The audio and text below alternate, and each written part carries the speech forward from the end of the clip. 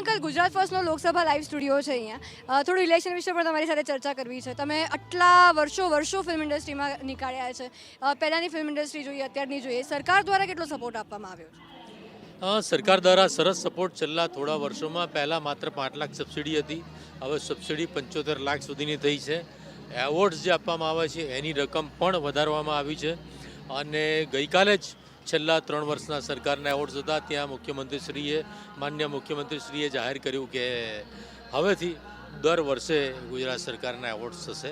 એટલે ઘણું બધું પ્રોત્સાહનજનક જેને કહેવાય કે પોલિસીસ છે. થોડીક 1-2 વસ્તુ ખૂટે છે, એ પણ હવે થોડા વખતમાં થઈ જશે.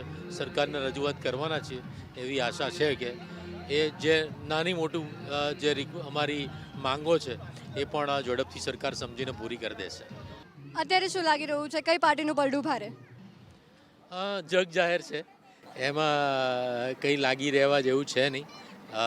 સૌનો ઝોક ભારતીય જનતા પાર્ટી તરફ છે, કારણ કે એમનું કામ બોલી રહ્યું છે.